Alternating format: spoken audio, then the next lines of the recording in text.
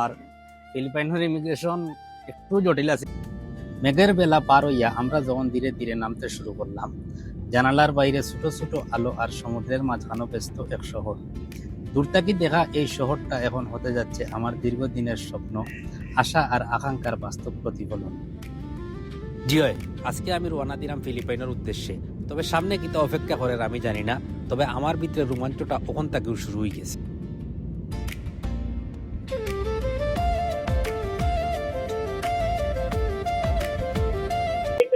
Island, there's a lot of food. Same size, same color, but different name and numbers, okay?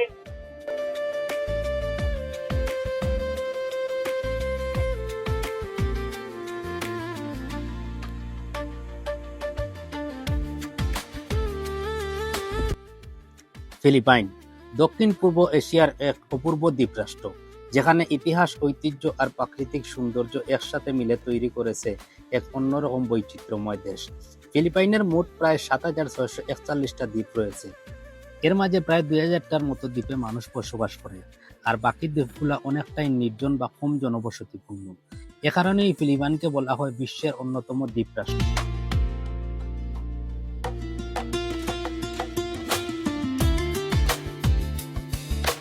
ফিলিপাইনোর L Nido পালোয়ান এ যেন এক স্বপ্নময় সৌন্দর্যের নাম। এখানে নীল পানির লেগুন আর সাদা বালির সমুদ্র সৈকত মিলিয়া তৈরি হয়েছে এক স্বর্গীয় পরিবেশ। বিগ লাগুন আর স্মেল লাগুনের শান্ত জলরাশি আর চারিপাশে সবুজ পাহাড় যেন প্রকৃতির এক নিখুঁত ছবি। আকাশের রং আর সমুদ্রের ঢেউ মিলে তৈরি করে এক অপূর্ব দৃশ্য, যা মনে থাকবে আমার দীর্ঘদিন। তাই আমার এবারের যাত্রা শুধু ফিলিপাইন নয়, আমি দেখার যাইলাম বিশ্বের সবচেয়ে সুন্দর বিচ আর সমুদ্র সৈকত, ফিলিপাইনের এল নিডো পালো। আর এই যাত্রাত আমি আপনারা দেখাইমু আমার ভিসা প্রসেসিং থেকে শুরু করিয়া আমার সিলেট থেকে ফিলিপাইন এল নিডো যাওয়া আসার থাকা খাওয়ার খরচ, হোটেল বুকিং সহ যাবতীয় খরচের বিস্তারিত অভিজ্ঞতা।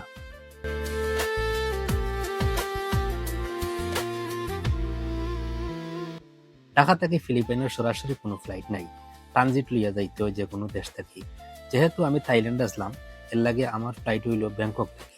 ব্যাংককের সময় সকাল 10টা 20 আমার ফ্লাইট সুবর্ণভূমি ইন্টারন্যাশনাল এয়ারপোর্ট থেকে।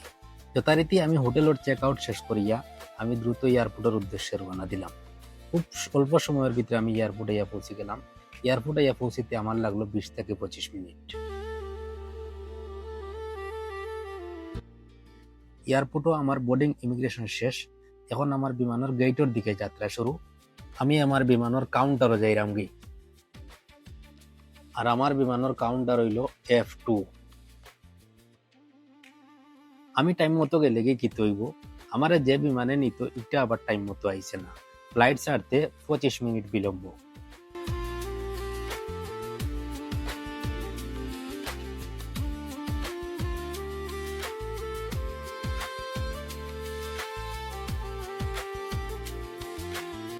অবশেষে বিমানে উঠে গেছি। এখন বিমান ছাড়ার পালা। সবাই যে যার মতো যার সিট টুকাইয়া দেখিয়া বই গিয়া, আমিও বই গেছি।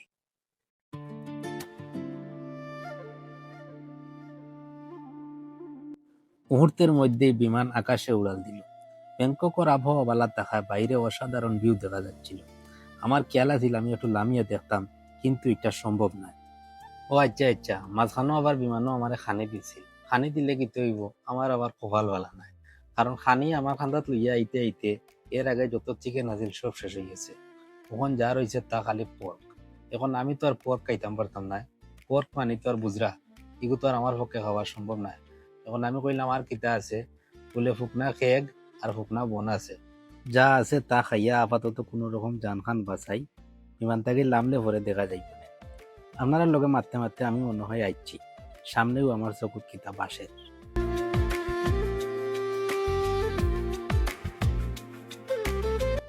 কিছুক্ষণের ভিতরেই আমাদের বিমান ম্যানিলা ইন্টারন্যাশনাল এয়ারপোর্টে নামে গেছে। আমি এবার ইনতাকে যাইতাম এল নিডো পালোয়ান। আমার ইনতাকে কানেক্টিং ফ্লাইট আছে পর্তো প্রিন্সেসা ইন্টারন্যাশনাল এয়ারপোর্টও। আমার এত সময় মাত্র 1 ঘন্টা। খুব দ্রুত আমি ইমিগ্রেশন শেষ করিয়া বার হইতাম।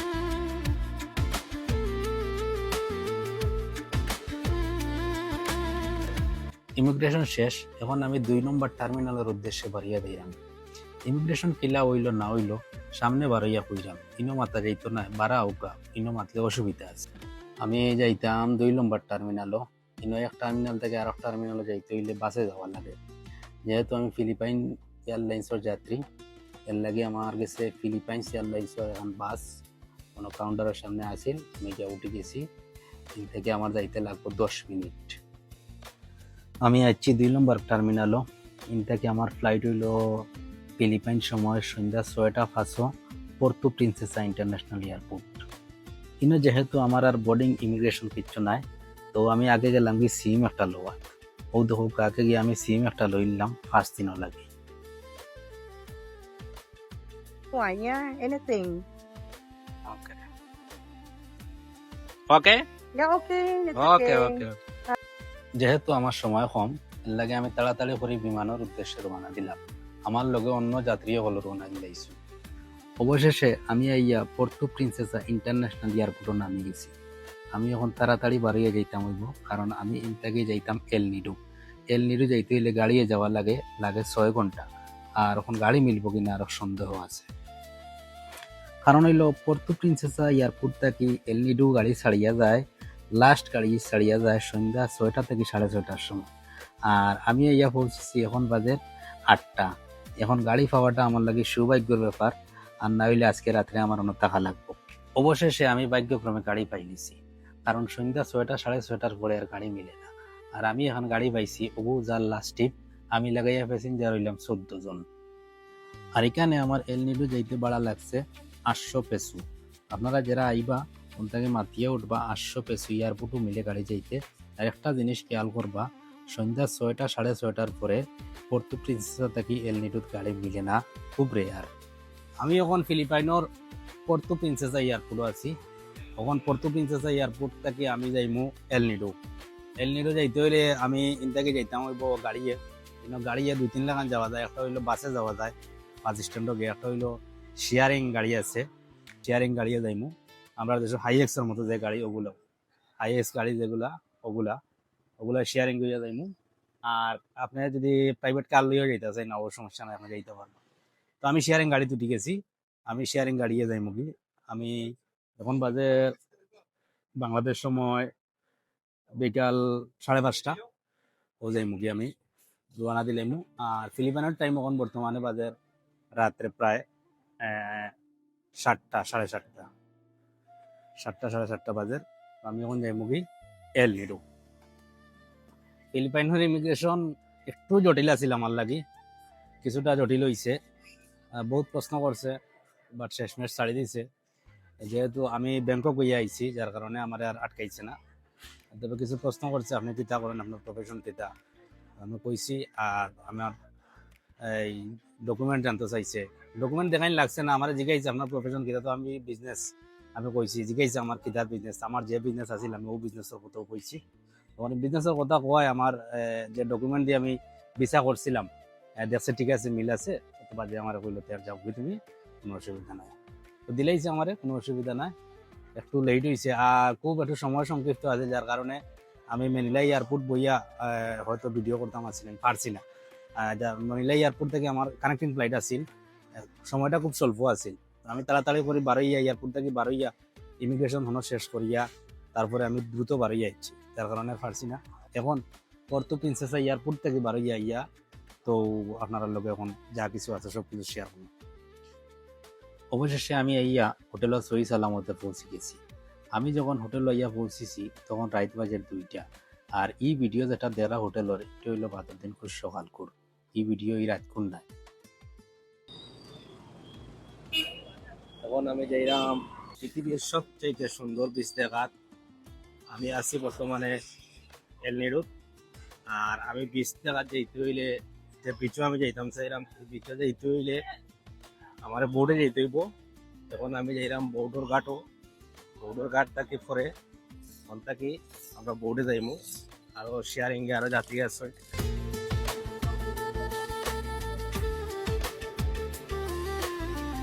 এখন আমি আইছি সমুদ্র ঘাটও, সমুদ্র পারও আইছি, ওখান থেকে আমরা রওনা দিমু। আমার লোকের সবার সঙ্গে খেরা খেরা দেখিলেই আজকে আমি যাইলাম ট্যুর এ দেখাত।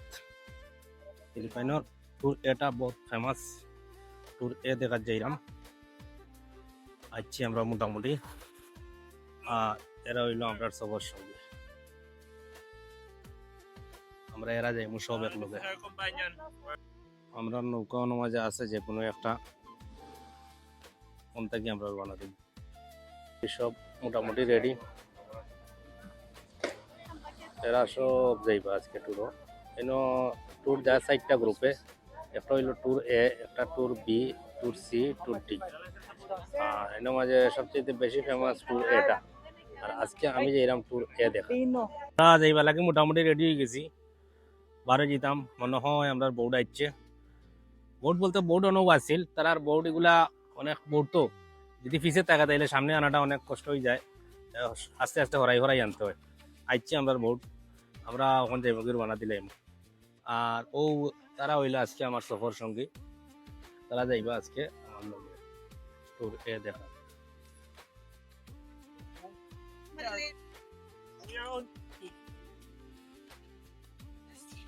সবরে কইরা জুতা ভিন্ন থাকতো, তা কিনতেও যাইছে আমরা বানা দিলেছি। তখন আমরা এরকম বৌডো উঠতে হইলে কোমর মানি ভাই লামিয়া গিয়া উঠা লাগে। আমার লামি গেছি, লামিয়া রওনা দিলেছি।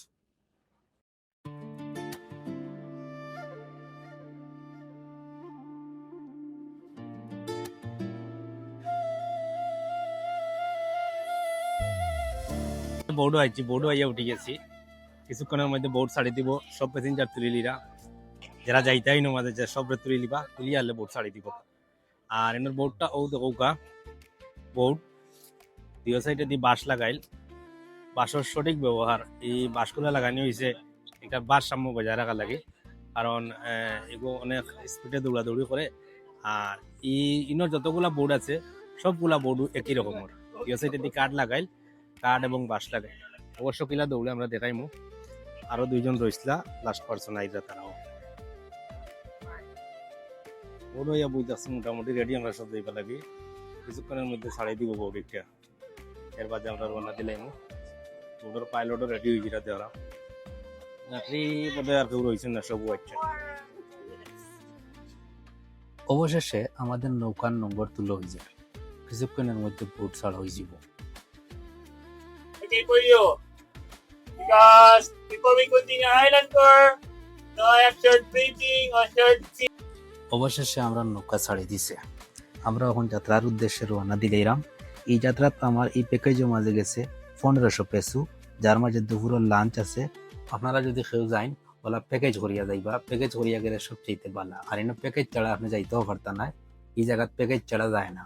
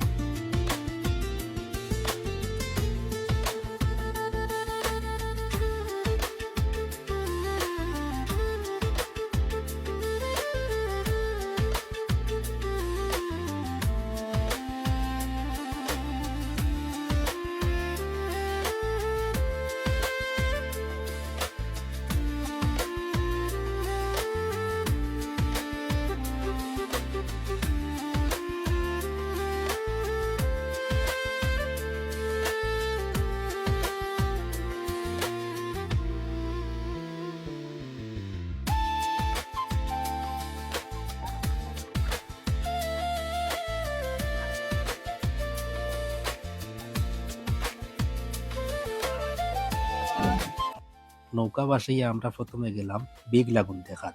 এখানে পানির রং এতটা পরিষ্কার, মনে হচ্ছে আয়না ফিটিং করা। চারপাশে উঁচু পাথরের পাহাড়, একদম সিনেমার স্ক্রিন। আমি তো দেখিয়া আমার আর সহ্য হইছে না, আমার গলাত লাগাইলাছিল মাইক্রোফোন লইয়া দিছি পানির চাপ।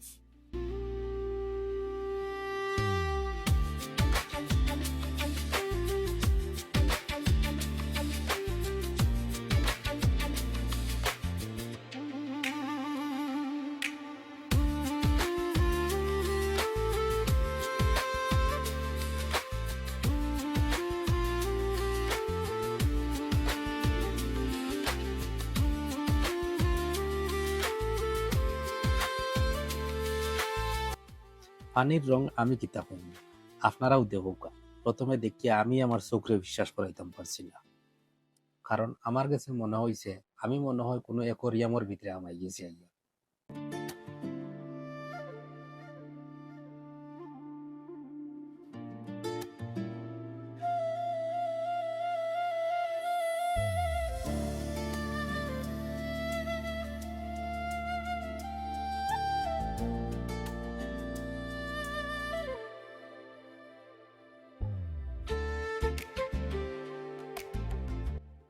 ট্যুর এর এই প্যাকেজটা মূলত 5টা জায়গারে কেন্দ্র করিয়া। আমরা বিগ লাগুন দেখিয়া এখন যাইরাম আমরা সেক্রেট লাগুন দেখার। আমরা এখন সেক্রেট লাগুন দেখার উদ্দেশ্যে রওনা দিলাইছি।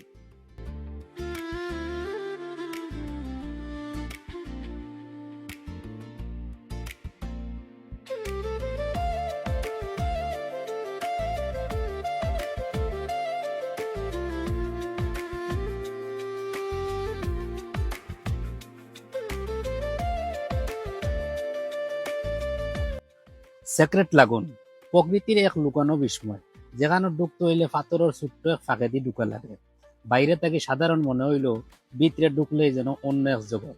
চারপাশে চুনা পাথরের পাহাড়, সবুজ ঘেরা শান্ত পরিবেশ আর স্বচ্ছ নীল পানি। এই জায়গার দাঁড়াইয়া আমার শুধু একটা কথা মনে হইল, এটা শুধু একটা লেগুন নাই, এটা প্রকৃতির লুকানো একটা রহস্য, যেখানে ঢুকলেই মনে হয় পৃথিবীর সব কোলাহল বাইরে রাখিয়া শান্তির এক নতুন জগতে চলে আসছি।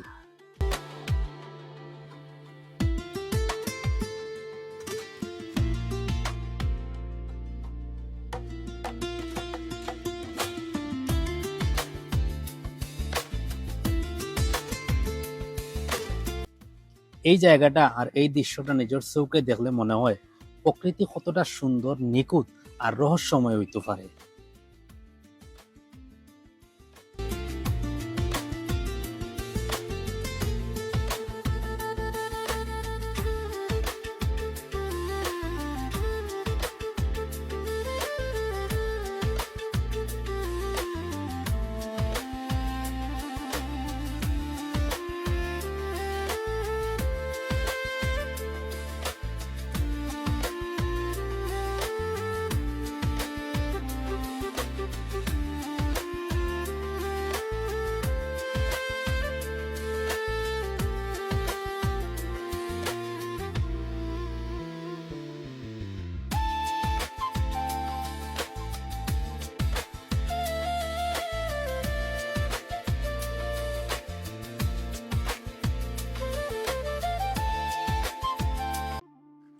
এরপরে আমরা রওনা দিলাম পায়াং পায়াং বিচ দেখার।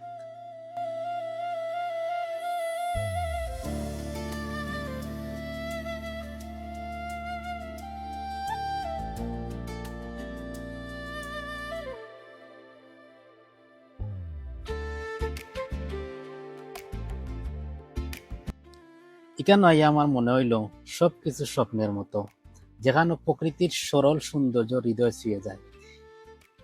এটা শুধু একটা বিচ নয়, এটা একটা ছোট্ট লুকানো স্বর্গ, যেখানে গেলে মনটা নিজে থেকেই ভালো হয়ে যায়।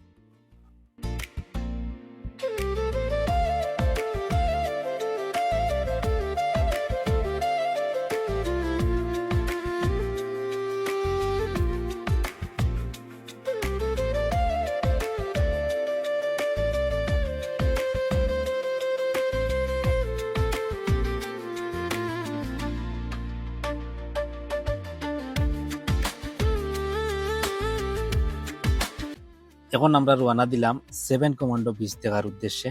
এখন আমরা যাইমু 7 কমান্ডো বিচ দেখার।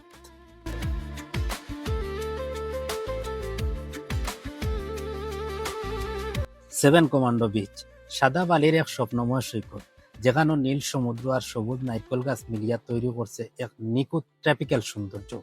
দূর থেকে দেখলে মনে হয় যেন আস্তে একটা ক্যালেন্ডার, আর আমি মনে হয় ক্যালেন্ডারের ভিতরে হামাই গেছি। কিন্তু খান্দাতেইতেও বুঝলাম আসলে একটা বাস্তব, এটাই 7 কমান্ডো বিচ। চারিপাশে উঁচু পাহাড় আর সামনে নীল সমুদ্র, পায়ের নিচে নরম সাদা বালি, এজন্য প্রকৃতির এক নিখুঁত ক্যানভাস। এই জায়গাতে আমার বারবার যাইতে মন চায়, বারবার যাইতে মন চায়।